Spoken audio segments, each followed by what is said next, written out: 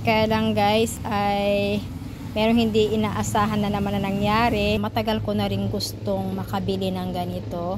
So ngayon ay ayan, own propagation ni ate to. Kaya ayan, mura ko siyang nabili.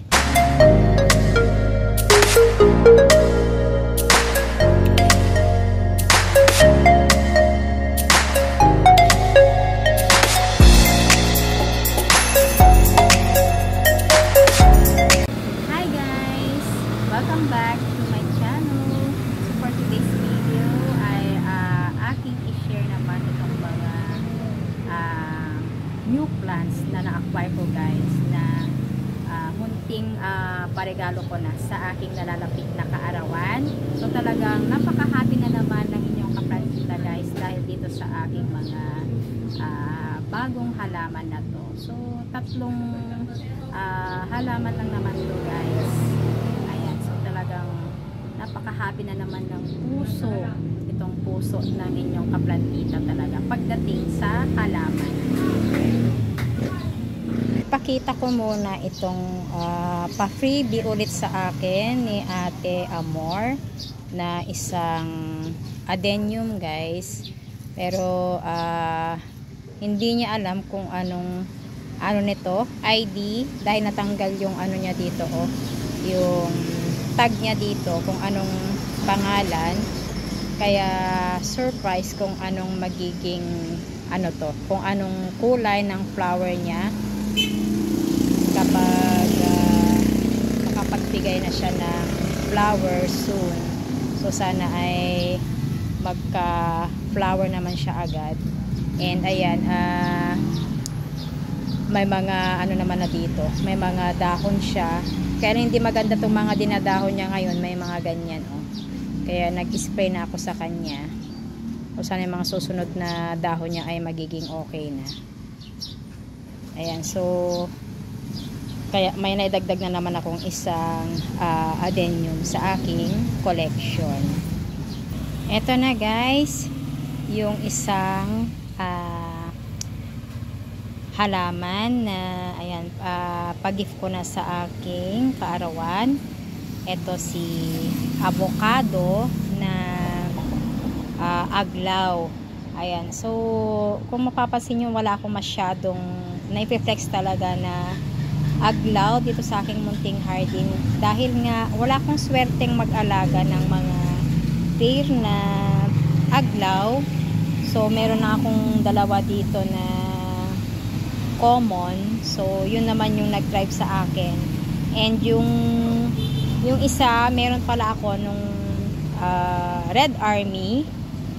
Eto si Red Army na ayan, talagang yung nakapat talaga yung sinabi ko kay ate na ibigay sa akin para hindi ko na magalaw itong halaman. Ayan, so ngayon naman ayan, nakapagbigay naman na siya ng dalawang dahon sa akin. Yang isa, itong nandito sa aking dito sa aking left, and then yan yung pa-unfurl pa lang na dahon. So yan na yung kanyang naibigay sa akin. So ito naman, kaya yan, sinabi kong nakapat ulit ang ibigay sa akin para hindi ko na magalaw. Ayan, nakagaya nitong aking eto, si Red Army. Kaya lang guys ay merong hindi inaasahan na naman na nangyari. Yung isang dahon niya, kasi dalawa to dalawa ang dahon niya ay na naman nabali. So nagsosorry sa akin si ate kanina nung dineliver sa akin na hindi ko na raw babayaran, as free na lang kasi nasira nga yung isang dahon. Sabi ko naman, talagang ini-insist ko naman na bayaran ko pa rin kasi isang dahon lang naman yung nasira. Pero sabi niya wag na lang dahil nahihiya nga sa akin dahil nasira yung isang dahon. So ayan, napalibred na din na oras na parang freebie ko na rin to. Ayan, so isa na lang yung aking binayaran sa kanya kanina nung dineliver sa akin. Ayan, ang ganda nito, si avocado, ang ganda ng kanyang likod. Ayan oh, ayan, napakaganda sa likod, grabe. Ayan, so meron na akong ganito noon, kaya lang hindi nag-survive dahil nga ewan ko, talagang hindi ko gamay ang aglaw. Ayan, ang dami ko nang na-collect dati na mga aglaw varieties na mga rare.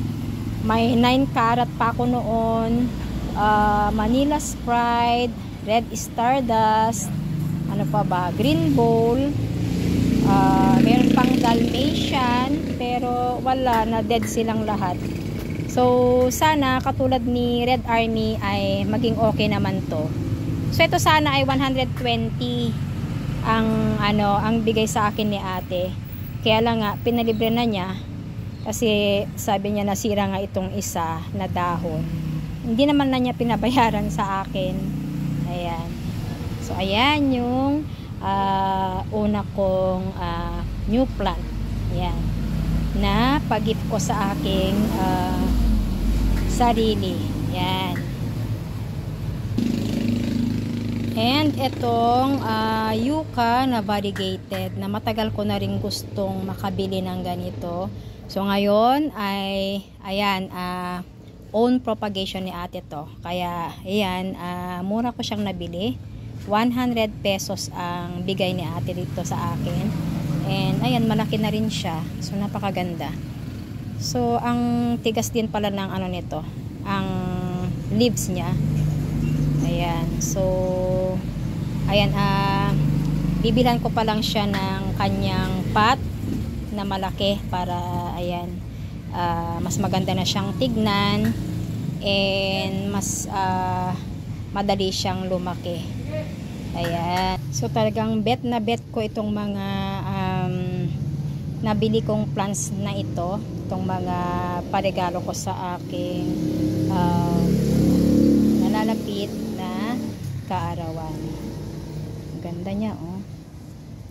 Ayan, napakakapal ng kanyang mga leaves. So eto yung mga bago kong mga plant babies dito sa aking munting hardin. So eto yung magkasabay na i-deliver sa akin ngayong araw. Ano ba ngayon? August 25, and yung si avocado. So yung isa ay nauna nang na-i-deliver sa akin yun guys 3 weeks ago. So ayan, isusunod ko pa lang na i-flex sa inyo. Lastly ay itong mirabilis na talagang matagal ko na rin gustong makolek, kaya lang syempre may kamahalan pa to noon. So ngayon naman ay own propagation na ni ate Amor ito, kaya ayan, naka acquire naman ako sa kanya guys. So 150 ang bigay ni ate dito sa akin, 1 leaf, pero ayan, malaki na itong dahon niya guys. Mas lumaki pa ito kasi nung time na binigay niya sa akin to, na deliver sa akin, ay hindi pa ganito kalaki, and talagang mas bata pa yung kanyang dahon, hindi pa matured. So meron nga lang siyang damage dito sa dahon, napunit guys, dahil nga tricycle yung gamit ni ate na service nung dineliver sa akin to. And syempre mahigit 1 hour din yung biyahe nila papunta dito sa aking place. So ayan, syempre mahangin sa daan, so ayan, nagkapunit. So okay lang naman yan, at least ay nakita ko naman na lumaki pa itong kanyang dahon.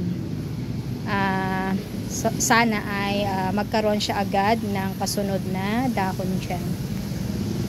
And ito ay tinatawag na avatar dahil nga sa kanyang napakagandang pattern dito sa kanyang dahon. So napakaganda naman kasi talaga oh. Ayan. So ayan ang aking mirabilis na sa wakas ay nakolek ko na rin siya. So ayan yung aking mga kunting regalo sa aking sarili guys. Ngayong palapit na ang aking kaarawan. Ayan.